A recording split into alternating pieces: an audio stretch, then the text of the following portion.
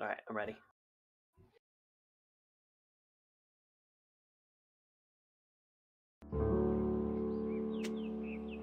What's up, everybody? This is Presto, Purple message. and you are listening to episode 123 of the Nintendads podcast. Man, that's a lot. 123. We've been doing a lot of episodes, man.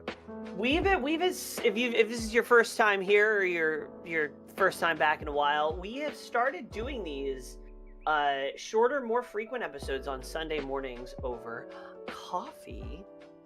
Which I kind of like because there has been a lot of news, and I would hate to try and talk about all this crap on top of anything else in another episode. We So also what happened this week? we also started 2026 with not keeping up with our traditional monthly or bi-monthly episodes. We went like I think one episode a month and then one episode every 2 months for a little bit. Ever since October. So at It's busy holiday season. Our 6-year anniversary hit, and we went wobbly. Yeah. I mean, I am known to go wobbly around the holidays, so that checks out. But yeah, here we are on Sunday. We have a whole bunch of stuff. Yeah, there's a lot that happened this week. There was good, bad, and ugly. There was. What you drinking on this fine? Before we started, we said we're going to cut this segment short because we don't want to drag it out. But I'm going to throw you for a tailspin. This isn't just coffee. This is foxtail mushroom, lion's mane mushroom, and Stavel mushroom powders mixed in with a protein coffee. That sounds like it tastes like the compost I'm gonna get from Lowe's later today. You think it would? You generally think it would, but it's actually pretty good. And the base coffee, there's a place in town called Jeff's Bagels Run, and they make some like natural coffees. So this is Jeff Bagels Run coffee mixed with different things, and it actually is pretty good. Mixed with everything you could find in your kitchen. I've had the mushrooms coffee. They always taste like a little like chalky to me. So that's why I do my own base coffee, and then I just do the amounts of the mushroom powders to mix in with it, and then I add whatever cream base I want. Sometimes I'm heavy on the cream, sometimes I'm light on the cream, sometimes I'm no sugar cream. But this is a light cream, and when I do it in that order with not a mushroom coffee, a coffee base with mushroom added, I gotcha. It's a better experience. Okay, I might have to try that. Mine's much simpler and less healthy. This is espresso, oat milk, and I take a little teaspoon of Nutella and I whip it in with the coffee while it's still hot, so it's like a little Nutella latte. I mean the D's Nuts Tella latte. Jeez, we are creeping up on our 40-year-old bodies, and we need to start making some healthier choices. Yeah, but death before decaf. There's no way. That's what I'm gonna make. I am clipping that. Death before. Okay. My D&D character would be proud of me. He would. Be the character your D&D character would be proud of, folks. That's this nugget of wisdom for this week. What are you playing besides Coffee Barista Mushroom Simulator? So we'll talk a little bit more about my reasons and my choices later. But I'm still chipping away at the last end of Resident Evil 9. I am finding excitement in Cyberpunk 2077, which is fun. Yeah, how's that going? Without dragging this into like a 40-minute segment where I just gush about Cyberpunk, but are you out in the open world? Are you feeling the gameplay loop? I am more out in the open world than what I was. I'm not yet in the GTA free range, but I am pretty close. Okay. So I'm feeling kind of the excitement. Did you meet Dexter Deshawn yet? He's the next thing. Okay. Based off of what I've read online, he's the next thing. Okay, good, good for you. um, I am still doing It Takes Two with the kids and Fortnite because it's just a standard classic. Um, Yeah, the popcorn games. yep. Fortnite released its next season where you have to pick a side or a team, and I'm on the ice team, not the twisted AI version of Dwayne the Rock Johnson team. Oh, we're actually going to talk a little about that. I don't Yep. know if you looked how far deep you looked into the show notes, but we're going to talk about that. Yep. Yep. Um, and I'm not going to talk anything else about these next two other than to say that I am also starting to dabble into The Witcher 3 and Immortals Phoenix Rising. Um, I'll caveat Immortals Phoenix Rising is because of a recent obsession with Epic the Musical. And if you don't know what that is, I will gladly talk about it. But For the rest of the episode. yes, I could just gush about. Never mind. Let's move on because Right. that could be another segment. Uh, News. Oh, what I've been playing. Yes, yes, sorry. I've been playing a little more Monster Hunter Wild. I streamed it this past week, and was swiftly reminded what happens when you take breaks. You get old, and your knees hurt, and you get carded a whole bunch. Um, a little Pokopia, a little Pokemon Violet. Did I just Okay. say that out loud? Which I do have reasons for. I'll get into that. Um, and chess. Our entire family is learning chess, and Brimwood Games. because Hey, welcome in. Sorry. hello, welcome. Because me and my son and my wife are all equally learning chess at the same time. We're all around the same skill level, which is we know the rules, but we don't know much else. It's nice. It's nice. We're all pretty evenly matched, so we've been playing a lot of that. The news. Let's jump in. I feel like this whole episode is pretty much news. Yeah. So I Uh, I want to I want to start this segment off by in our last episode we talked about the Mario Galaxy trailer. And rightfully so, I want to give Presto his platform to stand on.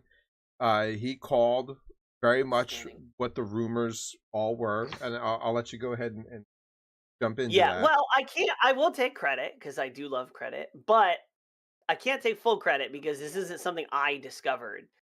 But Okay. in the last episode, in the final trailer, people claim that there was a figure in the foreground for a split second in the trailer that looked like it was Fox McCloud. And that has big implications because Fox McCloud is a very famous character from his own series, but in reference with Mario in Super Smash Brothers. So Nintendo announced officially with a full render and the voice acting credit of Fox McCloud being in the Super Mario Galaxy movie, which comes out this Wednesday if you don't have tickets yet. Um was I see your note, was Nintendo's hand forced? So there's a lot of people who are on the internet who are saying that they were not prepared or ready to release the announcement to Fox this early, that they wanted a longer runoff before they made this announcement. But too many people picked up on this and demanded answers. My question to you is, do you believe that? I I don't know if I believe it, but that's super possible. That's very plausible because why why would they spoil such a big reveal? That's my only question. So What motivation would they have to spoil that big of a reveal unless they felt like they needed to because everyone else was already speculating. So I have a I can see why different that's I have a different opinion, and if my opinion is right, I think that I am fearful for what is coming oh god. through Okay. Nintendo's Okay. release. So Okay. here's what I'm going to say. I don't think that it was forced. I think they planned it that way. I think they knew their fans well enough. They think Could be. they knew that that microsecond of that arm was enough for fans to put two and two together.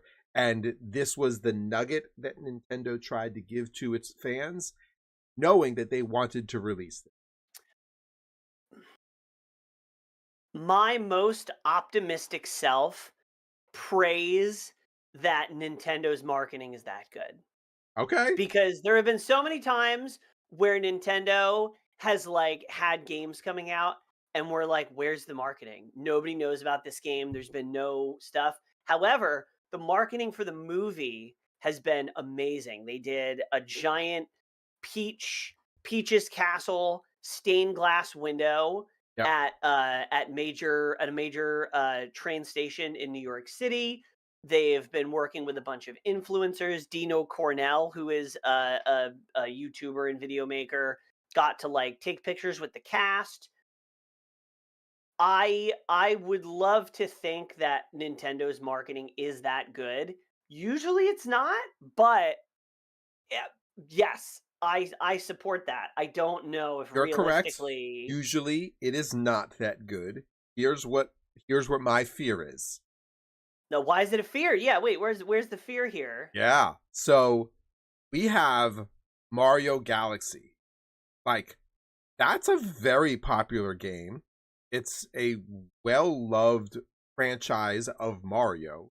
The story arc of Mario is adding in other characters to the Mario universe.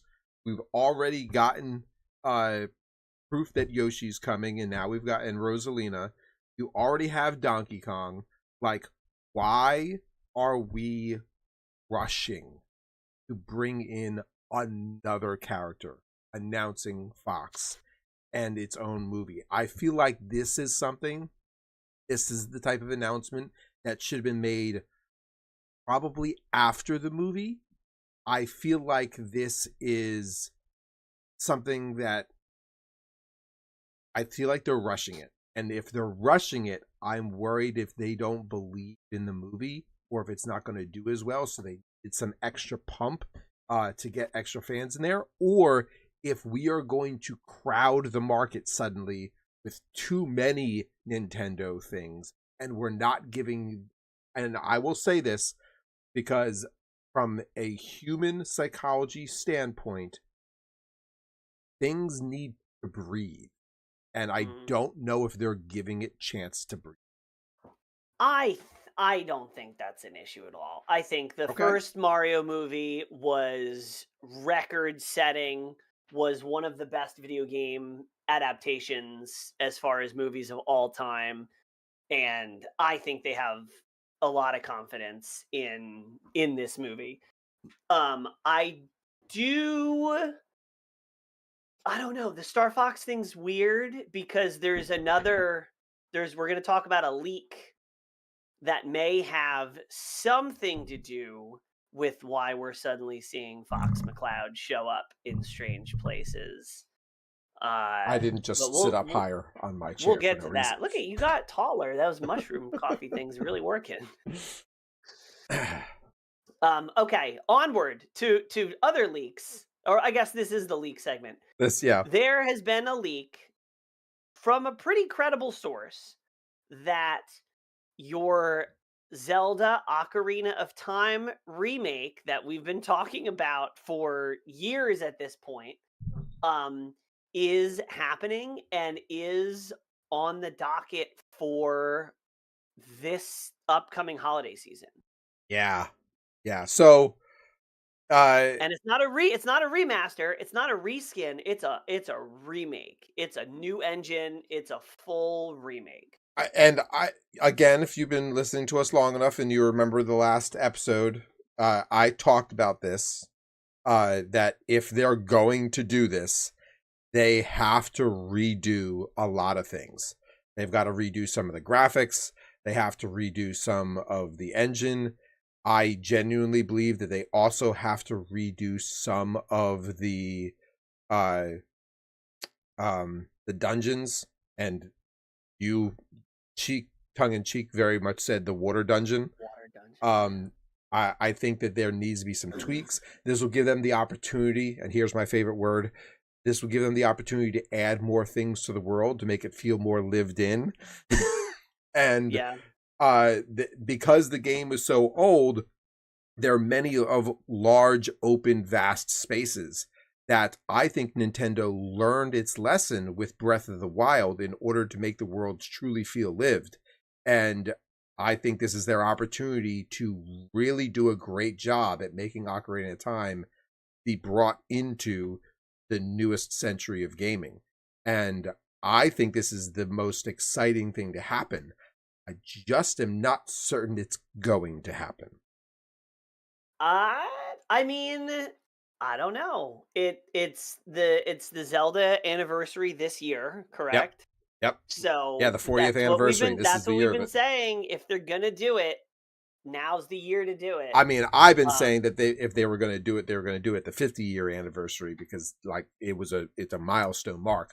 But I also understand that they have to look at who their demographic is, and some of us may not be around by that 50th anniversary. So we need to and get it in now. also, they have a new console that is maybe struggling with sales a little bit, and this would be a console seller. There are so many people who say Ocarina of Time is the best game. That's my favorite game of all time. So I think a lot of people like yourself would be having a conversation about buying a Switch 2 if Ocarina of Time gets a remake. I had this conversation with my wife, Lady Sage, this morning. There's only two things in this world that will push me to buy, well, three things that will push me to buy a Switch 2.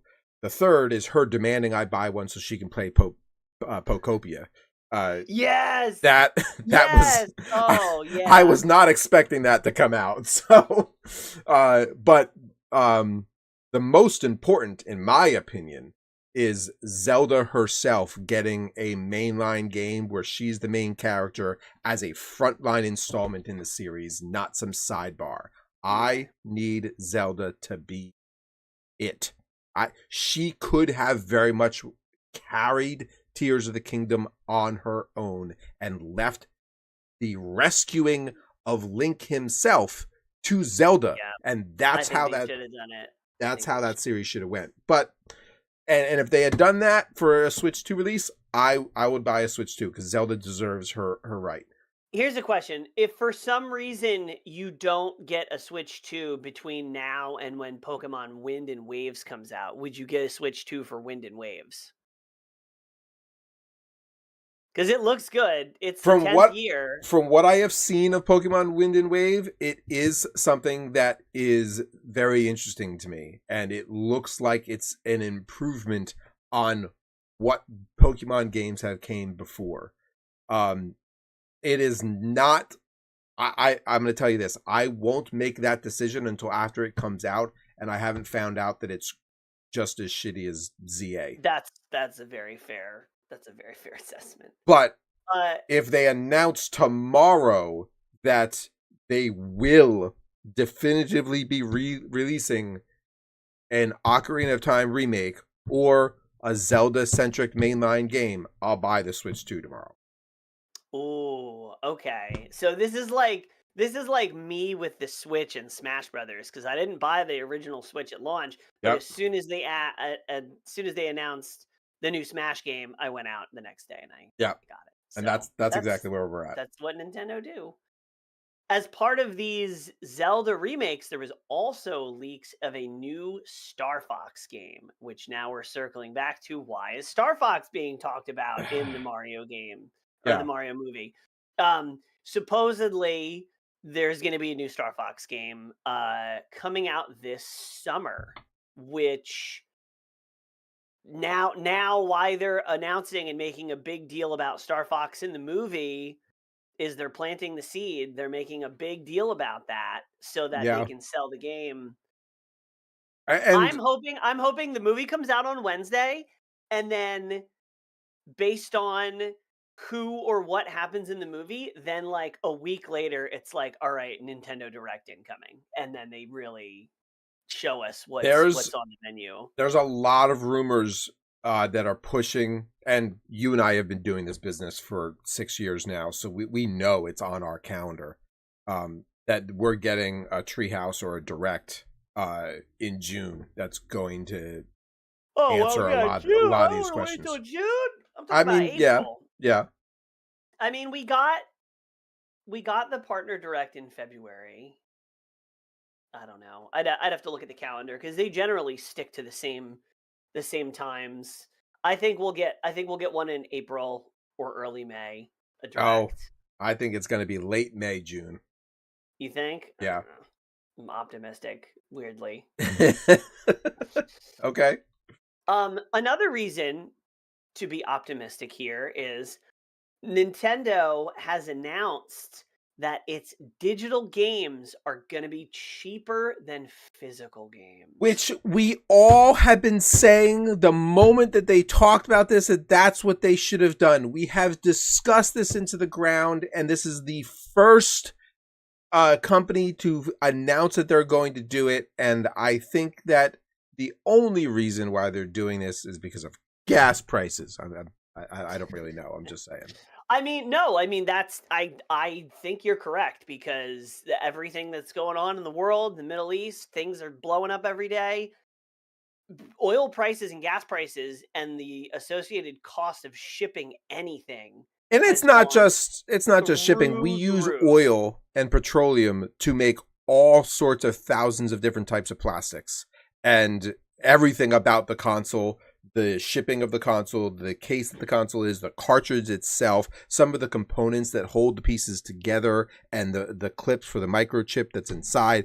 It's all plastic. So this will just help reduce cost. So I get it. Now, when I saw this, I was like, "That's great," and then I had a moment of panic, thinking, "Does this mean that digital games are gonna stay at 70 and the physical games are gonna jump to 80?" But it was quickly clarified that uh, the physical cost of games is not going up. Nintendo said in a statement, this means when Nintendo sells digital versions of Nintendo published games exclusive to the Switch 2 to consumers in the US, those prices will have an MSRP that is lower than their physical counterparts. And that is starting with the pre order of the new Yoshi game, which will be $60 digital, $70 physical. I love it. Yeah. This is a pricing decision made by Nintendo that I don't hate. And I can't remember the last time I said that. Is that Nintendo made a decision about pricing or game availability that didn't make me mad.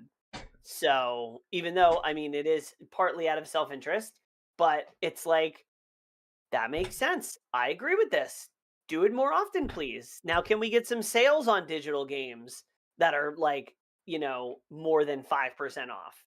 That would be nice too. It's Nintendo. They'll never cut their prices that cheap. But I I agree. mean, We on need Switch One something. games. uh, This is also, go ahead. so the cost of the games themselves decreasing is probably not just pressured or proposed because of political or economical reasons. It has been said that the sales of Switch 2 have not met the expected benchmark that they've wanted over the past holiday season, and they want to increase their sales, but they haven't seen the return on it yet. And because of that, they are cutting production on Switch 2 consoles, producing and creating the console itself. Now, there's some interesting things going on here. Yep. Number one, they're claiming that the reason they're reducing the Switch 2 productions by 30% is a direct result of holiday sales of the Switch 2 being soft, which I can see. Yep. That makes sense. There's two interesting things though here. Number one, since between the holiday and now, two pretty dramatic things have happened. Number one, the costs of microprocessors and everything that Nvidia has announced, with them leaning more towards production away from consumer electronics and more into producing some nonsense for AI data centers, has made RAM go through the roof, right? Yep. So Yep. part of me thinks that Nintendo cutting production costs is also like sales are soft, the cost of the chips to produce this is going up. Which in another swing, since they've announced that, OpenAI declined their purchase of like 40% of the world's RAM. They canceled that order, and now the cost of RAM is in a complete free fall. Also on the heels of, I think it was Anthropic talking about how they have optimized RAM usage on the software side. So they've been able to make the RAM that's out there, like there's always the joke of like, oh, just download more RAM. But now there's actually ways to optimize it so that you don't have to buy as much RAM. Anyway, the other interesting thing though is, so holiday sales soft, Nintendo makes a decision to cut production by 30%. Those two things happen. Since that has happened in the last month, the first big Switch console seller in Pocopia has come out. And now I wonder if they're kicking themselves, going, well, guys, the Switch 2 is kind of not meeting expectations. We're going to cut things by 30%. And then literally the next week, it's like, oh, Switch 2 is sold out everywhere because Pocopia. So it's funny because Pocopia did not, I think, was projected to do as well as it did. And Oh no, I think their projections were way yeah, under. I think Pocopia went nuts. because In an unexpected way. there was a rumor prior to the release of Pocopia about Nintendo debating about dropping the price of the Switch 2. And the debate was very much fueled by this prior conversation about their sales have not met benchmarks. The base console has not sold a lot, and they need to get more units out. They've decided to cut production because they didn't get more units out. And then Pocopia hit, and all of a sudden, and the environmental or the economic and political landscape changed. And because of those two things, suddenly they are no longer having the conversation about dropping the Switch 2 prices. And they're saying, yeah, that was on the table, but because of hardware, we are not going to be dropping the prices anymore. So they started this conversation, and now they're backpedaling hard. And I think it's Pocopia, and I think it's the political landscape.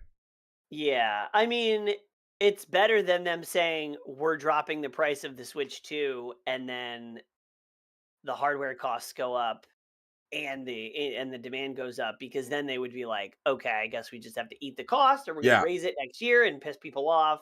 But what is interesting is while Nintendo is not officially making announcements to drop Switch 2, places like Walmart and Target are doing their own deals where if you buy this, we'll give you this type of credit or this gift card.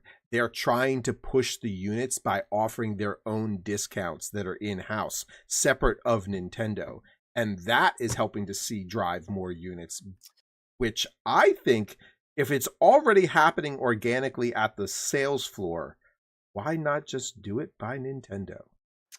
Because I think, and that now we're like getting into like, now we're a political podcast or economical podcast. I mean, everything that's going on in the United States right now in terms of inflation and thing that's going on with the war, the real estate market, I think retailers like Walmart are looking at the economic circumstances right now like it's late 2007, and they're like, the bottom's about to drop out, and Yep. nobody, and people are starting to feel that and get spooked. You can see it in the stock market and in normal consumer behavior. And I think it's going to get much worse before it gets better. And I think these retailers are like, people don't have hundreds of dollars to spend on consoles. They're worried about groceries right now, and that's only going to get worse. So we need to,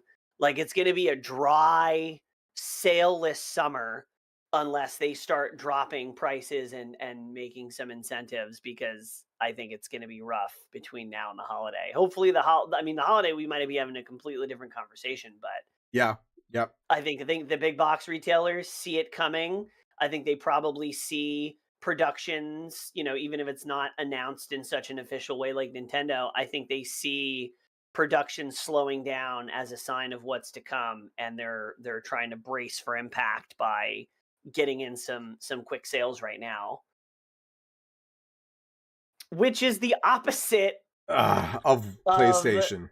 PlayStation. PlayStation Before we jump announced. forward, Fate Maker's talking about how he can't wait for April 15th for Crimson Desert to come out. And he's Yeah, a lot also of people talking excited about about that. Nintendo's greed is exorbitant amounts for 499 Canadian dollars for a product that you don't truly own and they can brick whenever they want. That's Yeah, it's a we had that conversation. We had a whole episode about that in, I think it was the fall, yeah, about yeah. how, yeah, and I agree, them bricking consoles based on, mods and things is some bullshit. I don't agree with that. That is anti-consumer, that is anti-repair, that I I am very don't like much that. against the idea of us not truly owning something. And while I am going to spend that much money on a game, I could boot the game up and all of a sudden realize we don't support this anymore. I it's happened with movies that are digitally purchased on both PlayStation and Xbox platforms. It's not something that we have seen happen with video games yet, except for being blocked out because of lineage. Mod or cheat. Yeah. I mean, I think they did that as a scare tactic, because I don't think they did that a bunch when the console came out.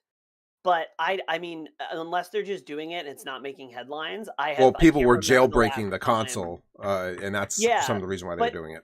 outside of the first month of release, I haven't heard anything about that. So I don't know if either people are not doing it, or Nintendo's not doing it, or it's still happening and we're just not hearing Not about hearing it. about it. Yeah. But But yeah, to either your way. point, PlayStation is going in the other direction. PlayStation announced that they are increasing prices of their console this April. A PS5 is going to go from 550 to 650. The PS5 digital edition is going from 5 to 600, and the PS5 Pro is going from 750 to 900. When we Why? start talking about the PS5 being $900, it now becomes that conversation we had last time about how Xbox says that the next console will be $1,000 console, and we shat on them, and then Stupid. PlayStation turns around and announces this. It now makes the next gen console being $1,000 completely reasonable. The PlayStation 5 has been out for long enough that and I understand why. I understand this isn't some kind of cash grab. I understand that they are raising the price To because adjust. the Yeah. the production costs, the tariffs, I understand that. But you gotta be kidding me that you're gonna adjust the price again, because the PlayStation 5 started at 500, then they raised it to 550. Now it's gonna be 650. You are raising the cost of a how long has the PS5 been out for? Has it been out for 5 years? Uh, More than that? The PlayStation 5 came out in 2020. You're going to raise A a 6-year-old console. 6-year-old console price by $100? Fuck out of here. That's what I have to say. That's ridiculous. In an economy that is dealing with a lot of pricing issues, economic problems, there's also the fear of job layoffs. Epic Games is going to cut 1,000 jobs due to Fortnite's decline in performance. Now, I am a big Fortnite fan, and I have talked about Fortnite's social success since way back when it first released. Fortnite has become a third space for a lot of people. And if you don't know what I'm talking about, you go to Fortnite to play a game. But a lot of people go to Fortnite not only to play a game, but to hang out with their friends in chat and in groups. And third space is like you go to a coffee shop in order to get coffee, but then you end up hanging out at a coffee shop with your friends and extend that beyond just the experience of getting coffee. Fortnite in itself has become a third space, and Fortnite has been something that has taken world events and entertainment news and the release of major artists' content and big movie releases and has turned it into content in their game in order to continue to remain relevant. And they've been using that pattern over and over and over and over again for the past couple years. So it doesn't surprise me that they are at a point where they can start reducing staff because they have now perfected this momentum. But I know that that's not the only aspect of this. Go ahead. You raising your hand over there in the back. So here's what doesn't make sense to me. Like, Fortnite, yes, pop culture juggernaut. Fortnite, gets popular, and then they bring something in, and it comes back into popularity. But, and I'm reading about this now because I didn't know the exact numbers. But in the overall user base in 2025, Fortnite recorded a 29% drop in its player base. That's huge. That is huge. So, from a staffing standpoint, if I lost 29% of my customers, I would have to start letting people. And they've already had layoffs like earlier this year. Yeah. So here's my question. I understand Fortnite was super popular. They build it based on, the income. It's a live service game. So I get that it ebbs and flows. What I don't understand is in this newest season, Epic spent between $10 and $15 million just on The Rock and using his voice and likeness as the voice of the Foundation, which I do appreciate the pun, The Rock Foundation. But if your game is bleeding a third of its players and you're worried about layoffs and you're writing a $15 million check to have a character, like... And I'll be honest with you, like, Dwayne "The Rock" Johnson is somewhat popular, and he's probably has, proven himself to be a quality individual, and he's in a lot of movies. He's just been, announced for the Moana movie. He's got another Jumanji movie coming out. He's got a pretty positive following on social media. He does a lot of like self-branding about how to improve yourself and how to focus on your health and how to eat healthy and how to work out. Yeah. And so good for him. He doesn't need the $15 million, but I'm sure that he has the ability to ask for the $15 million because of who he is and what he's performed so far. Yeah. But can I tell you that I don't think he's popular enough to warrant that price tag, because I don't think you're going to get your return on your investment for this. Well, and like, I like The Rock, but is The Rock a popular name with the people who are playing Fortnite? And that's my point. You're not going to get the return on the investment. You're just not. You're spending that much money to put The Rock's face out there, hoping that people who like The Rock are going to jump into Fortnite. You're not going to see that return. And as a guy who plays Fortnite, he doesn't look that good either. Like, he's ugly looking. Honestly, when the character shows up and he takes off his mask and I recognized it was The Rock, I was like, oh, that's The Rock. Like, that's literally how I responded. Like, man, they spent $15 million for you to go. Oh, what? no. Is this a mod? What's going on here? No. Yeah, I mean, I have I sort of have a bad taste in my mouth with Epic because of all the terrible things they did to Rocket League. Yeah. Yeah. Uh, and I've Fortnite. I have no strong like or dislike towards Fortnite. I recognize it as a big cultural thing, and it's bringing gaming into the mainstream, and I've given it its flowers for that over the years. But like, that's stupid. If you spend $15 million on a single person and then you have to lay off and 1,000 jobs, even though Epic is big, 1,000 jobs represents about 20% of their workforce. Yeah. That is bad. That is not a good sign. Um yeah, just some bad decisions in the gaming space. What else is Some new? good decisions in the gaming space is the types of things that are being added to the Xbox Game Pass. I feel like we're in some sort of weird but strangely pleasing alternate dimension. Well, we always shit on PlayStation for making shitty decisions, so that's nothing new. But we're talking about Nintendo making good pricing decisions that are a little bit pro-consumer, and now I'm gonna praise Xbox Game Game Pass? Pass. You Am I hate about to praise? Xbox. I don't. This is an episode where we are throwing shit left and right, and this is a very rare occasion where I have nothing negative to say about Microsoft this episode. Because of jobs that I have had in my past life and Xbox, I internally bleed green.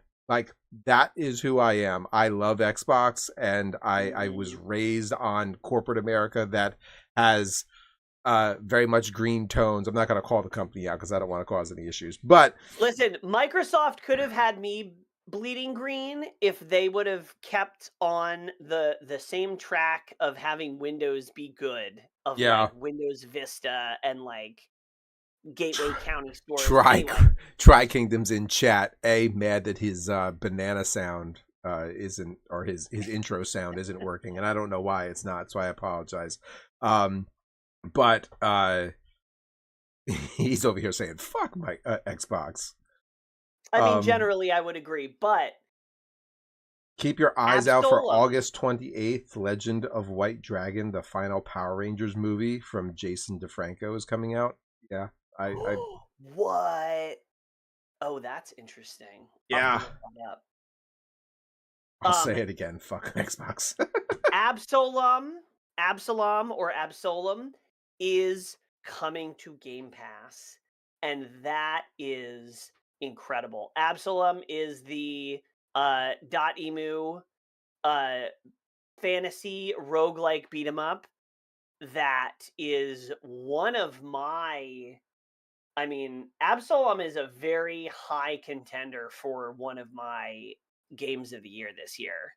It's been amazing. It's so good. Wait, when did Absalom come out?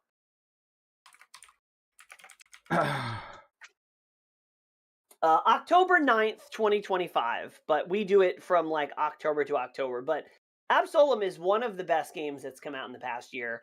I love it. I've played more of it recently because of the update that they put out for it. And if you have Game Pass and you like beat 'em ups, you have to play this game. It's amazing. There's It's really a lot of games that were being added to Xbox Game Pass. Besides Absalom, the next game that's being added to Xbox Game Pass is Hades 2. And I got advertised for it on my console this morning, and it was like, would you like to get a notification for when this game drops? And I was like, yes. Yes, because that's the other game this year that's been in my top. Well, actually, I think that was technically last year because I played it when it was in early access, and I think Hades 2, I'd have to go back and look at our October episode, but Hades 2 was right behind Monster Hunter Wilds for my top game of last year. Yeah. So the fact that both of these are coming to Xbox Game Pass is crazy. You are gonna love Hades 2 so much. Yeah. Yeah, I can't wait. Just the set and setting and the mythology part of it is, and it's just the incremental progress. It's good. It's amazing. Not that I want to give this game any accolades or announcements, but Claire Obscura Expedition 33 is also coming to Xbox Game Pass in April. That's been on Game Pass. They took it away from Game Pass. It's coming back to Game Pass. It Wait, was they took it away. it was a part of Game Pass when it first announced as like a demo, and then it went off of Game Pass, and it's now coming back. Get out of here. Why? There's also an indie game that was announced called The Long Dark. And oh, I've heard of that. Yeah. Long Dark is a geomagnetic disaster happened, plunging the world into like a ice age, and you have to survive. It is not a zombie game. It is purely a you versus the environment. You have to hunt, you have to stay warm, you have to gather supplies. There's other people and other survivors that you may have to interact with. It looks like a really good solo story-based game, and because that's the type of player I am, I can't wait for this to come out.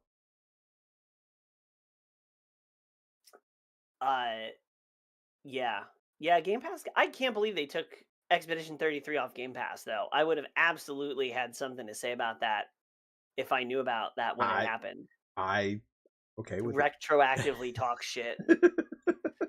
See, I did find something negative to say about Microsoft in this episode.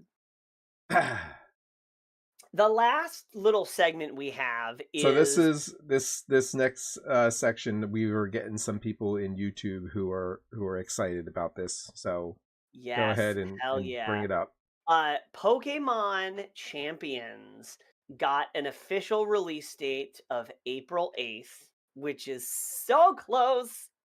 And they had there was a bunch of creators that they had out to the Pokemon North America headquarters in Seattle, Washington. And the embargo lifted this week, so we got all the content creators and Pokemon VGC people giving information. Also, PAX East was this week, and there was a 3-hour line at the shortest for people to come and play Pokemon Champions, which has also resulted in a lot of news and things coming out. I am even more excited for this game because the goal, and there's been quotes and news, it's been a very busy week for Pokemon VGC and Champions, but they have announced that the goal of Pokemon Champions is to make competitive or PvP battling more accessible. And I talked about this on the last episode, but I've always wanted to get into competitive Pokemon, but looking at all the work you have to do to catch certain IVs or breed or make your own team has always turned me off because it's just a huge time sink. There's a lot of luck and RNG involved. This Champions is basically made for people like me who want to get into competitive but need a easier access point. IVs, which are individual values, so you catch a Pikachu, you catch 2 Pikachus. One Pikachu has inherently a higher speed stat or a higher special attack stat. And on the surface, who cares?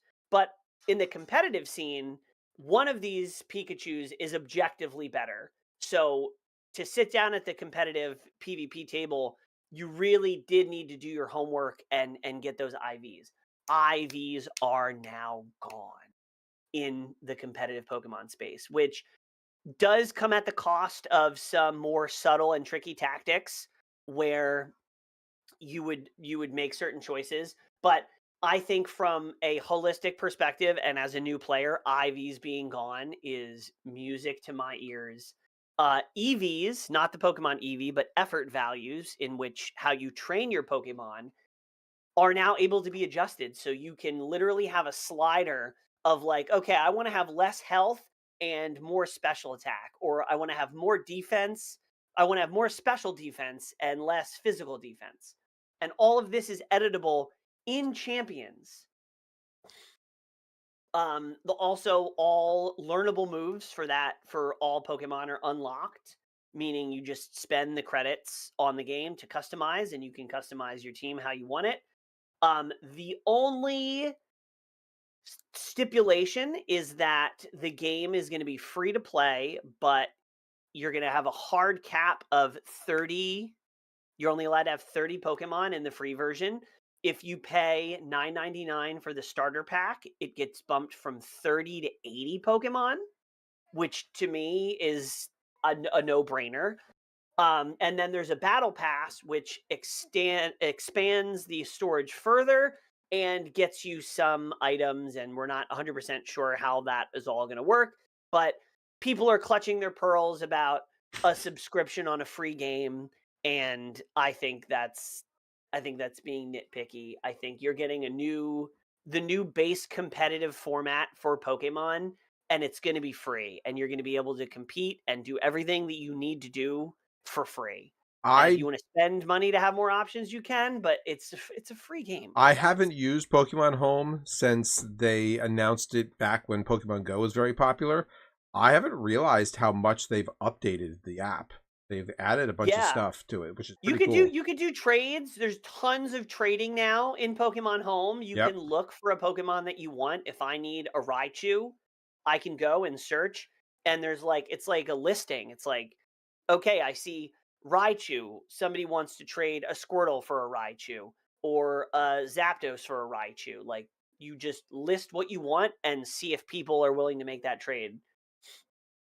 But given all this Pokemon Champions news that I'm super excited about, I've found myself having a new problem, which is that I don't know how to play Pokemon in a competent way against other people. And I have gone down the rabbit hole this week trying to learn VGC. And by VGC, I mean Video Game Championships, which is the official, like, I want to say competitive Pokemon rule set, but it's just the standard player versus player rule set of two Pokemon versus two Pokemon. There's regulations. Certain Pokemons are banned. Certain legendaries aren't allowed, depending on where you are in the season. And it is not easy. I am surprised I am going to at say how this. complicated it is to learn competitive Pokemon. I'm going to say this as an insult to you on purpose. The way you play and talk about Super Smash and like the nitty and the gritty of like how many seconds does it take or microseconds does it take for a frame rate of a certain combat move to happen. Like Mario pulls out his cape to deflect. It takes 3 frames for him to do this. And within that free Sure. frames, like it causes this much seconds, and based off of lag and input, it could do that. Like you really dig deep into games and the meta metrics of what they do. Like in some ways, you're a sweaty so much more than I am. I know, but here's the thing. The difference between having even a slight surface level understanding of Pokemon, if you go into Pokemon Champions or you try to play even Scarlet and Violet, 2 versus 2, and you do not have some working base understanding of the general things you need to know, you don't get to play the game. You're going to sit down, and the opponent's going to go first, and they're going to one-shot your Pokemon one at a time until the game is over. That's the difference between knowing even a little bit and not knowing anything at all. I promise you. Go put on Violet, go queue up for a casual match, choose your favorite little guys because they're cute, and watch the cutscene, because that's all you're going to get to do. It's crazy. It really is a big difference, and it surprises me because Pokemon is like, you know, you see a lot of casual looking people, streamers. Oh, I like this Pokemon because they're cute, but like underneath all the cute, fluffy, casual, facade of Pokemon, underneath there is like a certain level of understanding for the game and the mechanics that if you don't get, those cute little like VTubers that are like ooh woo are gonna steamroll your ass. It is not it is not like there's a pretty big skill floor, right? That's I guess that's the word that I'm looking for. The skill floor that you need to sit down to play Pokemon in Champions or in any format that's not just like friends battling is surprisingly pretty high. And I am struggling with surprisingly how challenging it is to learn. I will say that um uh Nate Innocenti on Twitter and a larger uh YouTube content creator Clover Bells, huge shout out to Clover Bells, actually responded to me on Twitter and is making recommendations on rental team codes that I can Okay. try out in Scarlet and Violet because I learned that you can put in a rental code and play with other people's teams. But in order to have those rental codes tell the game like, okay, you're doing these Pokemon. And over the last couple days, I've been putting in rental codes and none of them work, and I didn't understand why. And that's because throughout the year, Pokemon will say, okay, for the next 3 months, we're in Regulation H. And Regulation H means that you can't use legendaries. So no Arceus, no Zapdos, no Pocket. Like there's legendary Pokemon not allowed.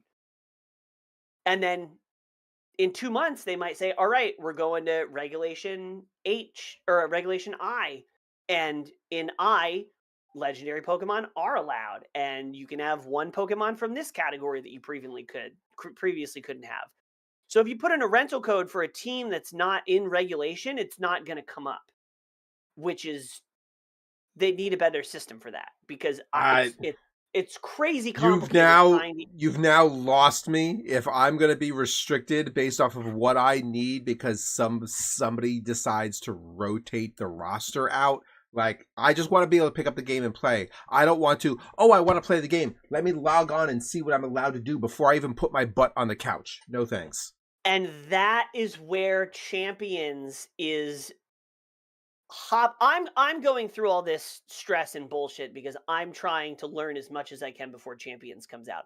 When Champions comes out, you're not going to have to worry about it because you're going to open up the game that's free and it's going to say, "Hey, welcome to Pokemon Champions. Hey, here's the ones that you can recruit or you can import them from home." And I don't know if they're going to have like an ability to share teams or whatever, but in that case, it's not going to matter. You're not going to have to keep track of regulations because it's going to be like, make a team. Oh, this Pokemon is grayed out. It's not in regulation. You don't need to know the letter. You don't need to know the rules. All you need to know is that when you're sitting down on the couch with no research, you can't use that Pokemon because it's grayed out. You don't need to know why. It just is. And weirdly, I think that makes it more approachable because I've had to do all this research about what's the current regulation, what are those regulations rules, how do I find a rental team that adheres to these regulation rules. I just want to see like a cute little monster hitting another cute little monster. That's all I want. I want to learn that, and it's so complicated. God dang it. Oh. But yeah, so I'm excited about Champions. I'm excited to get out of this loop of trying to learn the game in a very convoluted way. I just want to sit down and play, like you said. Too much. Um, too much, too far, too far. Uh, let's talk quickly about this side quest, Sean. Yeah, so we have every episode we do a side quest. Chun, side quest, question. Get it? Haha, Anyway, so today's side question, very specifically is a two-part. And the first part, I don't want to dive too deep into this, and I don't want us to spend too much time, but AI is very much having an impact on the gaming space. The same way it's having an impact on the art space, the writing space, and the movie space. AI is having an impact on the gaming space. And some people are concerned about AI being used to create graphics for video games, or to create worlds for video games, or to replace jobs for certain individuals. And so this is very much a concerning thing that's being brought up. And there's a vast majority of people who like this is new technology, who learn how to use the technology with the advancing world. Other people are saying, no, this is taking away jobs, the same way machines and robots took away jobs from the car manufacturing industry.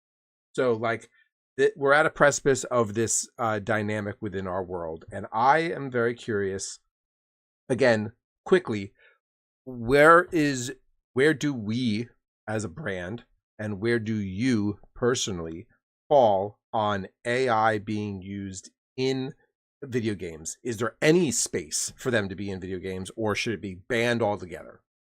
I think I personally use AI for a very select number of things, but I am so sick of AI slop. It's the perfect example of slop creeping into the gaming space. Is the what is it? The DLSS 5 upscaling that Nvidia came out with, and they showed a couple different characters from games like Resident Evil 5 Requiem, and they're like, "Look, we can." Oh, thank you, Fate and Marianne, for liking the stream. I just saw that. DLSS 5 is like, oh, it's going to be AI'd upscaling, and look, and it's like the character, and then and it's like a whole meme because people are making jokes about it, and the DLSS 5 characters just look homogenized and taken in a different art direction, and people have pretty universally been like, this looks like shit. This looks like you took a bunch of AI slop and put it into my game and took the artistic and creative choices that the game designers are making and tried to make it look better in a way that just makes it look like slop. And Nvidia doubled down and said, no, gamers are wrong. This is better. And I think that perfectly encapsulates my opinions on AI in a lot of things, I but in lo- video games go ahead. specifically. Go ahead. The one section I do think that AI can be used in video games is in the traditional sense of game AI. So in fighting games, you have the computer. In Super Smash Brothers, after you set the computer to a certain level, it just starts cheating. It just starts reading your inputs. It starts doing stuff that you're unable to do. If you're going to have a conversation about AI in video games, I think you use it in the traditional sense to enhance the logic and behavior of non-player characters. I think if you want to take it and, have AI be super advanced for a fighting game or a strategy game or the movement, I support that. I think that's cool because that's always been the game is going by its algorithm or its own set of logic parameters to act on its own. Great. If you start giving it autonomy to do voice acting, like they did with Arc Raiders, and that happened where they did that and it's stuff, and then they started re-recording some of the lines with humans, and the Arc Raider devs that initially made that decision is like, huh, these human voice actors actually sound a lot better and people like them a lot more. No. So that's my stance. I will say anecdotally, I have been trying to use AI to help me learn Pokemon in just asking like questions like, hey, what would be a good starter team? What would be a good strategy for this? And I posted on the Pokemon Reddit saying, like, hey, I'm trying to learn the game. Here's my team. I'm getting ideas from ChatGPT. Are these coherent? Like, is this a bad thing? And universally, I got absolutely blasted by the Pokemon community on Reddit being like, The first comment I got was, "Yeah, keep using ChatGPT to make your teams as long as you don't like clean drinking water." That was the first comment I got, and I was like, "I may have made a mistake in including that detail." There And there's like a are 30 reply conversation about people arguing about that, but universally, people are like, every suggestion that ChatGPT is giving you about strategy and building a team in Pokemon is completely wrong. You will get the brakes beaten off of you. ChatGPT has no clue what it's talking about. All of this information is just don't. You just don't. You're gonna have a bad time. And I'm like, good to know, because it's very convincing. AI is very convincing at making you think that it's giving you the right information, but then when you actually go to try to use that information and it doesn't work, and you're like, ChatGPT, this doesn't make any sense. You just, my team doesn't even work. And then ChatGPT is like, oh yeah, I see, I got that wrong. Sorry. Here, try this. I'm 100% this is right. And then you try that, and you're like, that was even more wrong. It's like, oh, I see your point. Yeah, I think we're just gonna have difference of opinion. Yeah, no, and this goes back to something I was saying earlier, that I don't think ChatGPT collects up to date live information from the internet. I think it just takes information that it was told back when its algorithm knowledge was built, and that information is now outdated and wrong, and it cannot give you current, updated, correct information Well, even if you, because I've given it sources of Pokemon and all this stuff, I've given it the data sets, and it still will make suggestions that that are don't incorrect. Wow. make no. It's not because it's a large language model, so it's not using logic, and it's not putting the pieces of the actual game together and coming to sort of any real conclusion. Its data points are, what can I say that is going to sound right, that Hmm. you are going to interact with in a positive way. So it's more like a used car salesman than it is than an Yeah. expert that actually knows what they're talking about. Yeah. So you're going to walk away with a lemon, but you're going to feel really good about it until you break down on the side of the road. And ChatGPT is not coming to tow you away. So it's funny that you brought up the NVIDIA enhanced graphics thing, because when I first saw those images, I was like, wow, Grace's hair looks so much better in that new image. Like, that's pretty cool.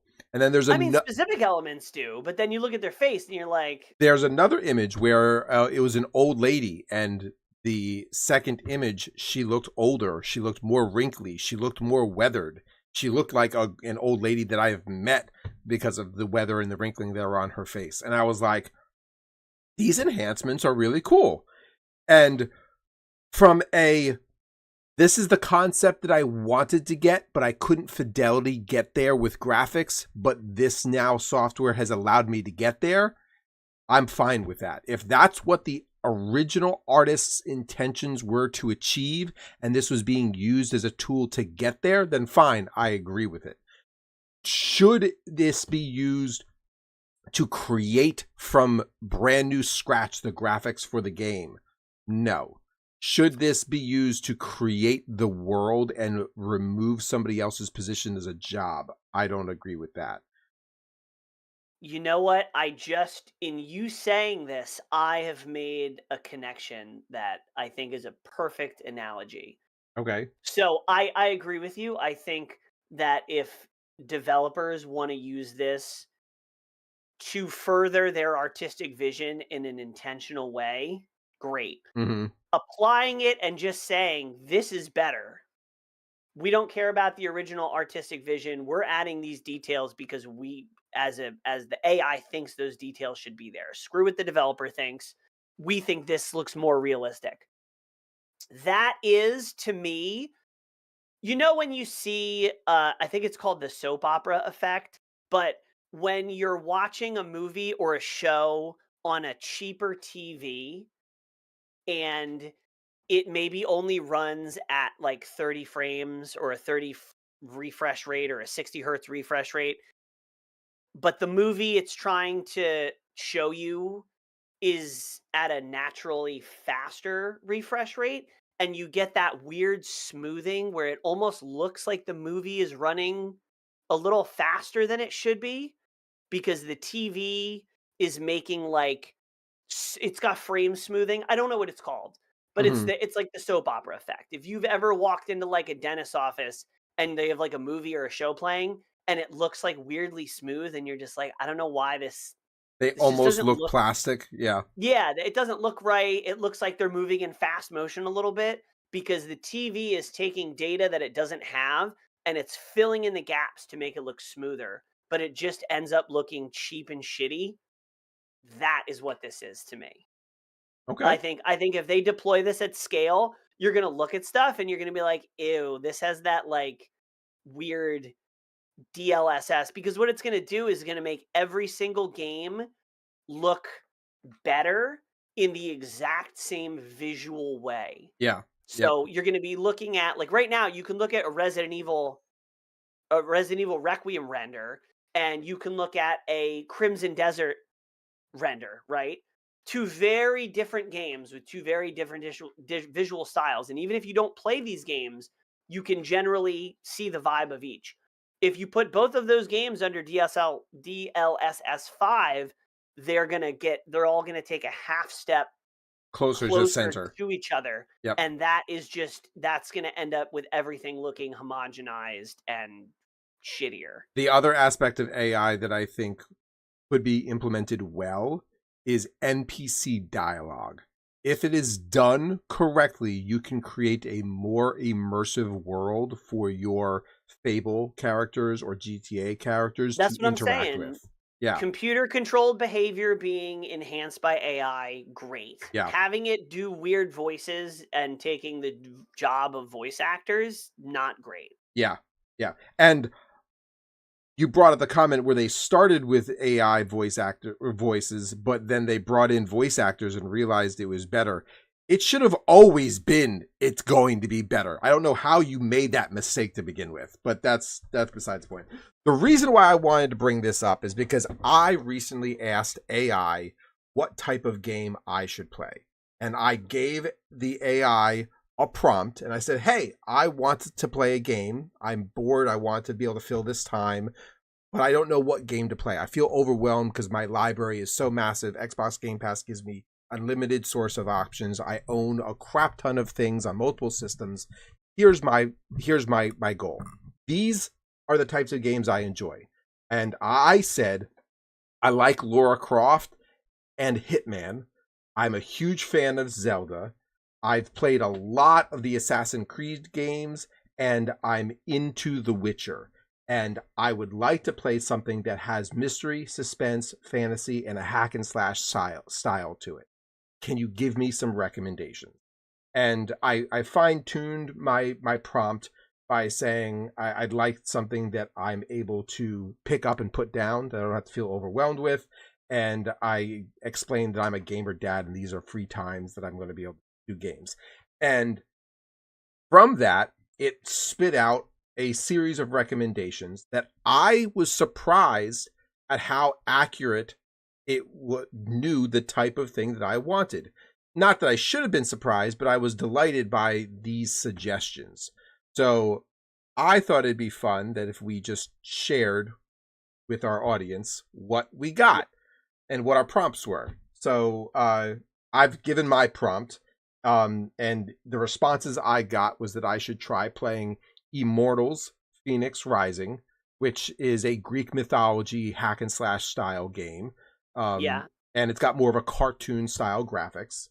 Underrated Switch One title. It was a Switch One exclusive. So I've only heard good things about that game. Yeah. And the writing is phenomenal. There's so much humor that they use the Greek gods to like narrate with, so it's very entertaining. And it also commented on the fact that you like high fantasy and mystery, so you should probably play Elden Ring. And while I have played Elden Ring a little bit here and there when I had access to a PS5, the fact that it pointed that out, like, is in vain the type of thing that I want. And it also was like, alternatively, you should probably play the Batman Arkham series. Now, unknowing to the AI, I've beaten the entire Batman Arkham series and own everything there is to know about it, and I love that series. So it pegged me pretty well. And then it was like, and because you mentioned Lara Croft, you should probably investigate the action of Witcher 3. And I haven't played Witcher 3 yet. So because of AI, I'm going to sit down and play Witcher 3. There you So, go. You haven't played Witcher 3? nope. That's very surprising to me. So, So I went through this okay. and I said I really like games that I can sit down that have the flexibility that I can play it for 20 minutes or I can play it for 2 hours and I'm always making incremental progress. Incremental progression to me is important and it keeps me coming back. Okay. I like roguelikes. I like things that have uh mechanics, tight gameplay and combat mechanics are important to me, and having a predictable and relatively simple game loop. I like games that are somewhat repetitive in their game loops, not like long drifting narrative stuff. I'll leave that to you. I like Yep. repetitive, not repetitive, but like game loops, all that kind of stuff. And I said playing online is a huge bonus. MMOs, I do like MMOs, but most of the time the gameplay for MMOs is kind of wishy-washy. So all that I put in there, and it's top pick. And I did say I love Monster Hunter. Obviously, I've done AI stuff with Monster Hunter Wilds. The Yep. top pick, it said most likely to hook you: Monster Hunter Rise and Sunbreak. If you haven't fully sunk into this one yet, it's honestly your best bet. Same DNA as Monster Hunter, but faster and fluid. Hunts are 10 to 20 minutes, perfect for sessions. Multiplayer is smooth and active. So already off to a great start. The second recommendation was Neo 2, NIOH2. Think Dark Souls plus Diablo loot plus Monster Hunter mechanics. It's got deep combat, it's got constant gear progression, and it's got co-op missions with friends. Now, I've never played the Neo series, but it's sort of on my radar now. Remnant 2 was another suggestion with tight skill-based combat. Think Souls like with guns, designed for 3 players, procedurally generated world for replayability, constant progression. Feels like Monster Hunter meets roguelike meets co-op shooter. What was that? Cool. Remnant 2. Roguelike progression, it suggested Hades 2, which I love. Yep. Suggested Risk of Rain 2, which I love. Yep. Suggested an MMO light but not multiplayer, Dragon's Dogma 2, which I love. Yep. Warframe, which I have played in the past. But yeah, Remnant 2, Neo 2, Risk of Rain, Monster Hunter Rise, Sunbreak. It was very good in its suggestions. I don't know anything about Neo 2 or Remnant 2, so I'm interested to see how that comes out. I saw some stuff about Remnant 2. I don't remember what, but there was something about it that I saw that I was like not super into. I think the fact it was a shooter might have turned me off. I'm more likely to get into like Lords of the Fallen 2, which is not out yet, but Nick Yeti was constantly badgering us, you and I, to play Yep. Lords of the Fallen 1. So I'll probably get into Lords of the Fallen 2. But I mean, overall, these are very solid suggestions because most of the suggestions are games that I already love. Yeah. So I think AI gets a plus for suggesting For games. understanding the assignment, but maybe Yes, gives it absolutely understood the assignment. I just needed to provide an exhaustive list of all the games that what I need to do is I need to like export my Steam library and my Switch library and say, okay, here's all the games that I've played. Here's the you know what would be really cool? If you could get all the games that you've played paired with the data on your playtime in hours. Ooh. And give that to AI and say, you tell me what I like. I would say playtime, hours, and also unlocked achievements. I mean, Switch doesn't have achievements. Well, that's true. But yeah, for you Microsoft inclined Well, I guess everywhere else has achievements except for Switch, yeah, so including Steam. Okay, yeah. well, So I was interesting. we could do an episode just AI in video games, which I am a little afraid to do. Yeah, But yeah, I hear you. the next time there's a big Given the thing amount of about it, maybe we kickback can that look you into were it. given for a simple comment on Reddit, and I have seen the Yeah, amount of responses that people give, especially in the D&D side of things, when they're like, agreed. I created a character, and they're like absolutely mad about it. Yeah, You just I pop your head up and you get smacked. So yeah. maybe we'll wait until we're feeling lucky and or reckless about that. All But right. yeah, so I'm excited. We will see you next week. Uh, Pokemon Champions comes out in a week and a half on Wednesday the 8th. Yep. So not next week, but the week after. Maybe we'll be doing some Pokemon battles on Okay. Sunday afternoon over coffee, and I can show you that you need to know certain basics. I kind of want to go into this as blind as possible and see how bad. I do think it'll be fun to do like a draft, because when you sign into the game, it gives you like a limited amount of Pokemon that you can recruit. So it would be fun on a Sunday to log in and be like, all right, the restriction is Ooh. we're going Yeah. to play each other, but we're only going to play each other. No imports from home, no previously made teams. You are just allowed to draft whoever is in your draft pool for that day, and then we're going to do some battles and see what happens. That I think would be really I'm cool. okay with that. Yeah. Because Let's the do moment it. you start importing my home, like things get weird. Yeah.